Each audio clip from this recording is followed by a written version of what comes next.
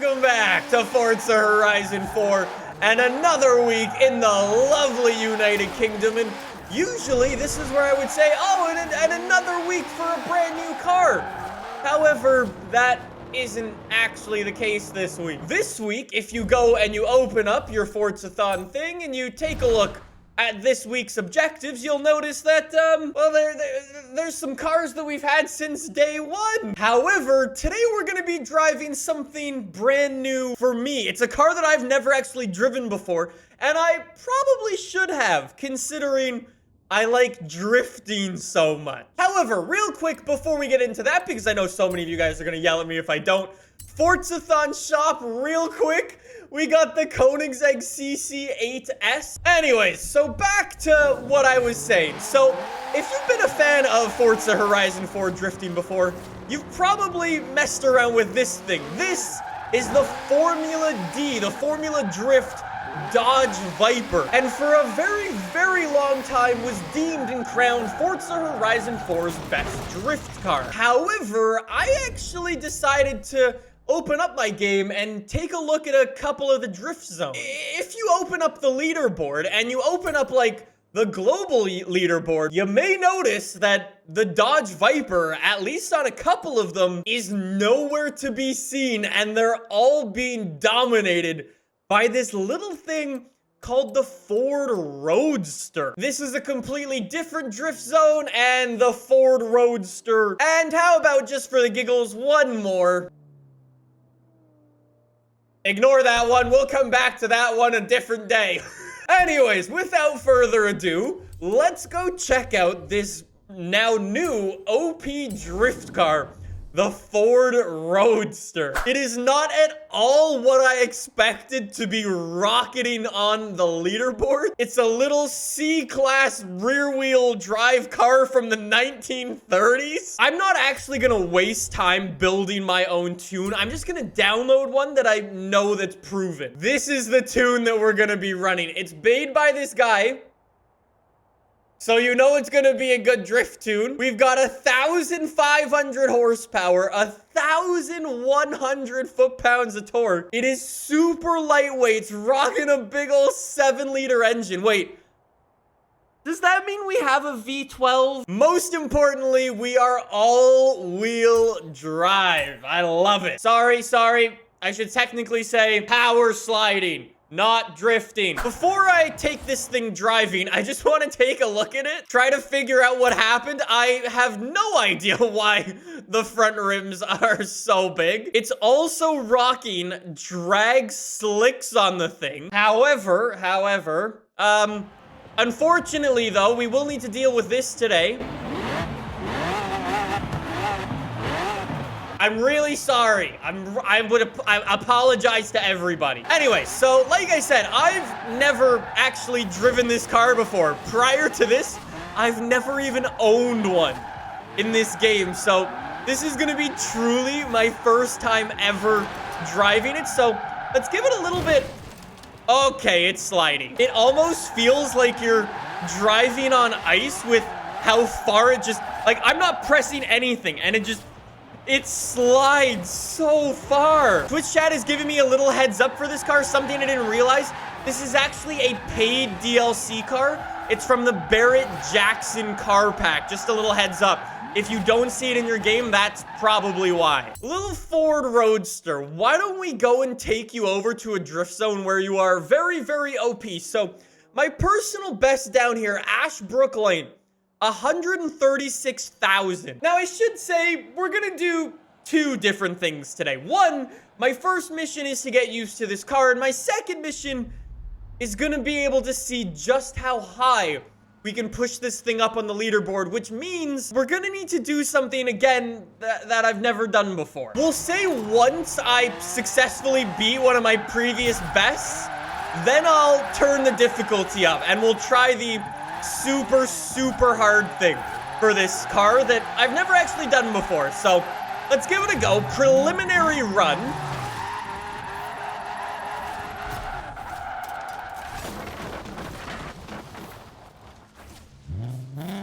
That was 10,000 points.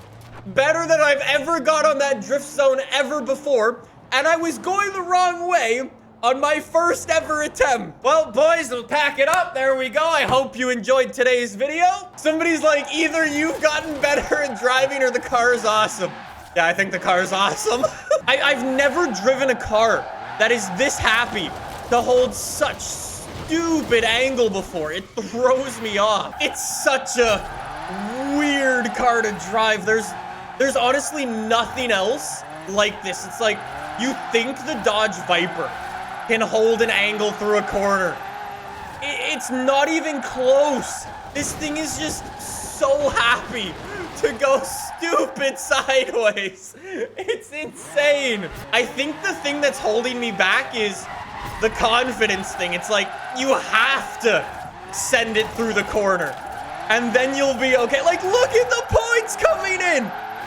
There's nothing that can do that. I'm sorry. Try to be professional. I'm freaking out about how insane this car is, yo. How about let's say this? Let's try to get to a goal of 160K. And then once we reach 160K, then we can do phase number 2 of this project, which is gonna be making this thing get even more point. Okay, well, hold on a second. Hold on. There's 150. Okay. Well, phase 2 of the project. How does it take? Like, one attempt. Time for phase 2 of the project. This car is unbelievable. I'm not really sure the best way to explain this because it's a pretty strange thing that happens. So here's what you need to know. When I play Forza Horizon 4, these are my assists that I run 99% of the time. Steering is on normal, which makes your car, at least when you're drifting, handle like this. When you're going through a corner, your car is pretty steady. However, when you're taking your drift and you go from left to right, you can see that it takes a little bit of time to do that. You see how there's a little bit of a delay? Well, when you're going forward and in a straight line, you're not actually getting any points. However, you can actually fix that. You can actually change that by changing your steering from normal to simulation. And this is where things are gonna get really, really difficult for me. So now when you're driving your car and you're going right, left, you can see how much snappier that car is. It is something that is super difficult to drive with if you're not used to it. And that's what I'm gonna try and do with this thing on this drift zone. If I can be really smooth with it, I should, in theory, be able to get a stupid number of points. Similarly to this car, it's something that I don't have a lot of practice doing.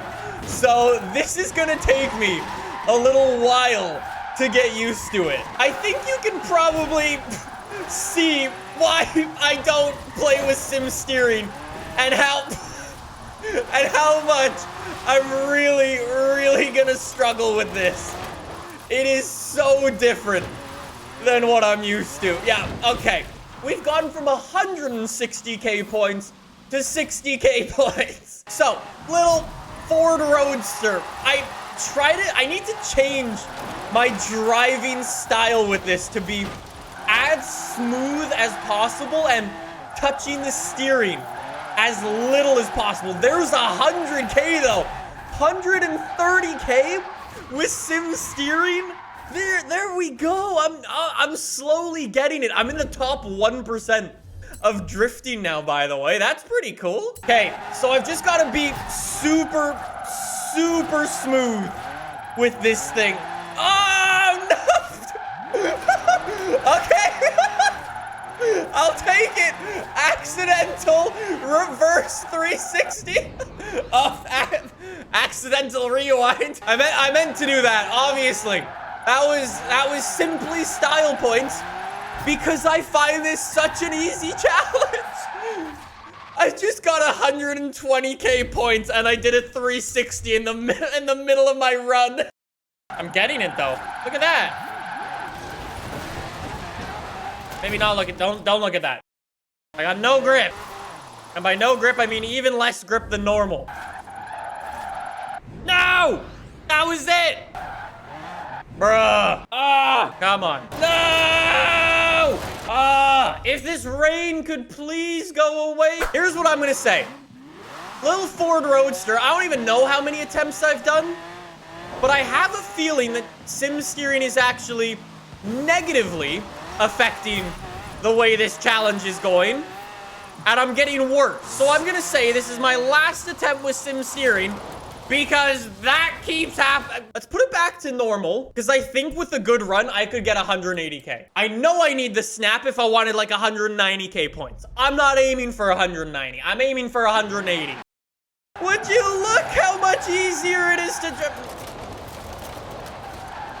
Okay, give me, edit that out. I don't know what happened there. This is gonna be my last attempt. If I can't do it here, I want to change drift zones. I'm gonna try another one.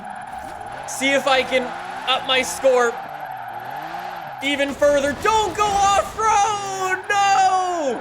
No, no, no, no! Oh, 141K. Check this. The guy who made the tune I'm using on this particular drift zone, he is #1 in the world, 160K points. My personal best is 98K. Come on, buddy. I don't even know which way to go on this drift zone. It feels like both routes are just as bad. I have no idea how people are doing 160K out here. Oh, this one's gonna be good.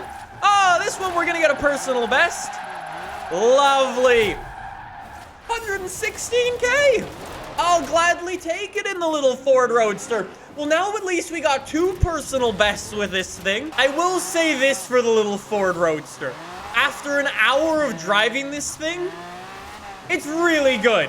It's really difficult, but it's really, really good. I'm sure if you take this thing online drift adventure, you could pull some mad scores on some tracks for sure. Definitely one of the most OP drift cars in this game. You guys definitely gotta give it a go if you want to rip up some drift zones. And next time we do this, it's gonna be a whole nother challenge. How hard do you think it is to drift a nice setup? We're gonna find out.